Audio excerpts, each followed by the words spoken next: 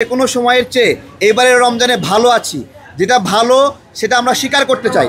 অনেক কিছুই হাতের নাগালের মধ্যে রয়েছে গতবারের চেয়ে, আবার অনেক কিছু একটু বেশি মূল্যও রয়েছে। আমরা সেগুলো সঠিক তদারকি দাবি করছি এবং আমরা এটা বলছি, আমরাও সাক্ষী দিচ্ছি যে গত সময়ের চেয়ে আমরা এবার ভালো আছি। এবার দ্রব্যমূল্য কিছুটা নিয়ন্ত্রণের মধ্যে, কিন্তু আরও ভালো সম্ভব। চাঁদাবাজি বন্ধ করলে সম্ভব, লুটপাট বন্ধ করলে সম্ভব, এগুলো সঠিক মনিটরিং করলে সম্ভব, তা সেটা প্রমাণিত হচ্ছে। আমরা আরও তদারকি চাচ্ছি এবং এই পানির বিষয়ে স্পেশাল কেয়ারিং চাচ্ছি। রমজান মাস কালকে থেকে যদি দামটা আবার রিশিডিউল হয়, তাহলে দেখা যাবে জনগণ এই রোজার মাসে একটা বেনিফিট পাবে। এরকম না হয় যে আজকে প্রোগ্রাম করলাম, সবাই ভুলে গেল, প্রতিবাদ দেখানো দরকার ছিল, দেখাইলাম, এরকম যেন না হয়।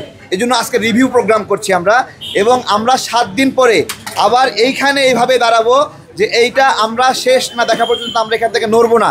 এই পানি আমরা জনগণের কাছে ন্যায্য মূল্যে পৌঁছে দেবই, এবং বিশুদ্ধ পানি আমার অধিকার।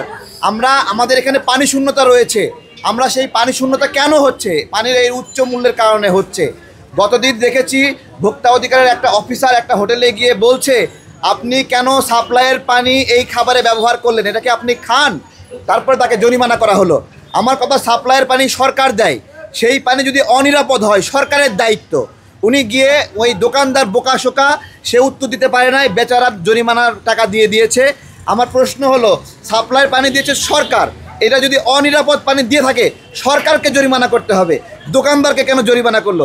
এরকম অনেক ন্যায়গত বিষয়ে সঠিক পদক্ষেপ হচ্ছে না। আমরা সেই বিষয়গুলো এখানে তুলে ধরছি।